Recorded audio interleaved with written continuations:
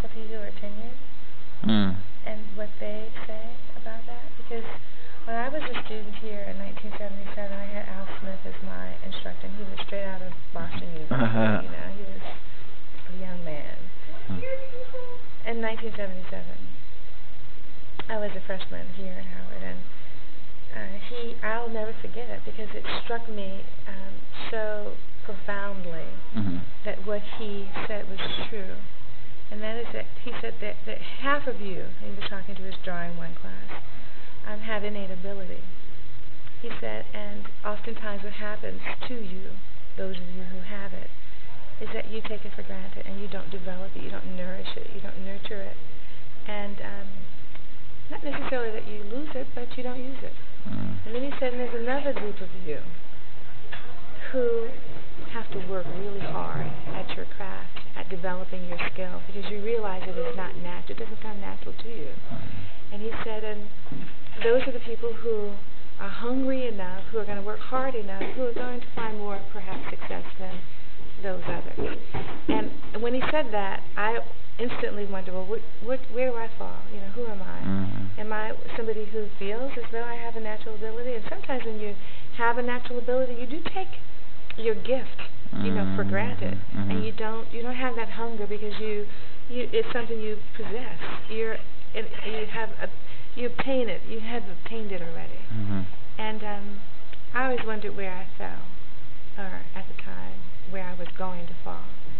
And I think that I've suffered enough in my life to have developed the hunger as that resulted from the innate. I think I had some innate creativity. I also believe in predispositioning. My mother was an entertainer, and she nurtured my art. And I saw, you know, she lived the artist life. I was in New York City, so I was predisposed to being an artist. However, and I think there was some innate ability because I look at my DNA, I can see artists in my family. However, I think I came here and, you know, it's like, okay, I can draw that. Okay, what's next? Like, give me something more. And so I lost some of the drive, some of the motivation, some of that fire that I think you kind of have to in order to, you know, take yourself to the next level. I remember Trudy, you know, talking about her MFA thesis. Sure. And so she had this great body of work, and I wondered, you know, she said, I want to do this, I want to do this, and I want to do this. And, you know, the desire is there, but you have to have something else in you that makes you, you know, manifest that urge, that quest, that hunger, that thirst. So that's what I have to say. I hear that. Okay, so you leaving? No, I was just going to ask. Can you state your name and date? I'm Terry York Mason deBardelaben. I'm a two-time alum of Howard University. I graduated with a BFA in 1981, and I came back many years later and graduated with my MFA in 2003. And now I'm an adjunct professor in 3D content. Wonderful. What's today's date again? Today's date is Thursday, December 4th, 2008. Cool. All right, I'm sorry. Go ahead. Okay, so I'm Amber Robles-Gordon, and I'm currently a Howard graduate student. Going to be graduating in May. Scary. Exciting but scary. But I wanted to add on to what you were saying, because and to what you're saying, it's not just that people, I think people are born with their own abilities and their own special talent. We all have this special, almost a light inside of us. I think some of it is deprogrammed out of us to fit into society. We, you know, whereas things like religion and law are created or were created to create structure, to get people to act a certain way, and a lot of it is warranted. I mean, we had a society that was not ruled or not managed.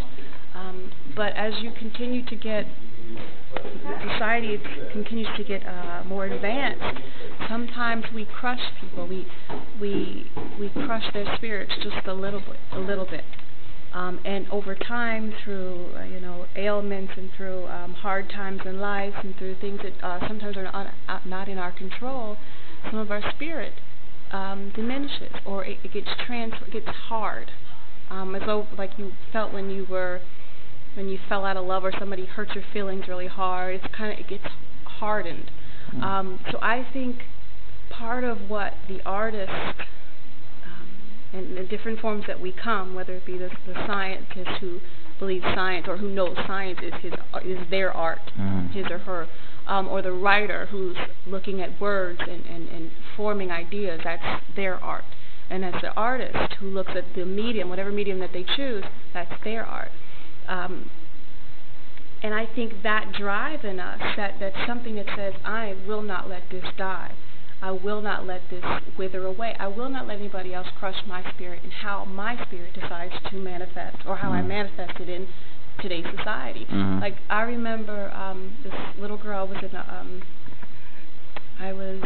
my mother, myself, and my son. My son had to get a surgery, get his tubes taken out, and there was this little girl. Can't remember her name, but I saw her spirit. She was everywhere. A little African American girl, gorgeous girl.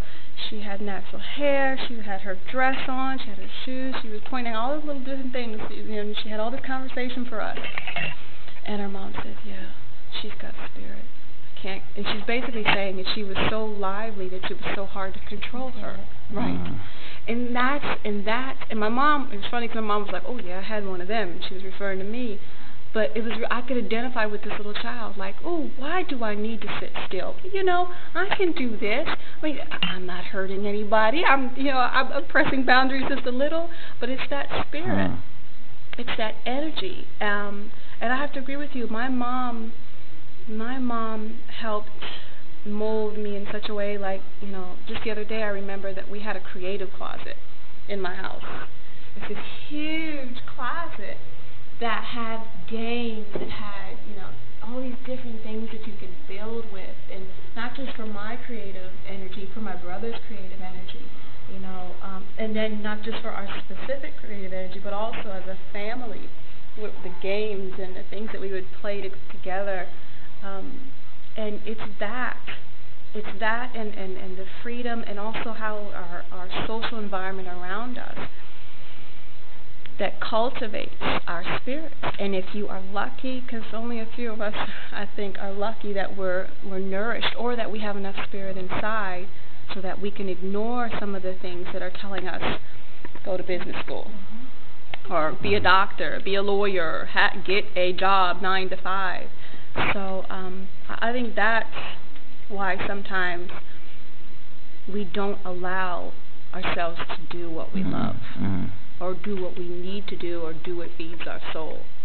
And I do believe when you find a way, when you figure it out, that this is what drives you, this is what makes the adrenaline pump in your body, this is what allows your spirit to soar.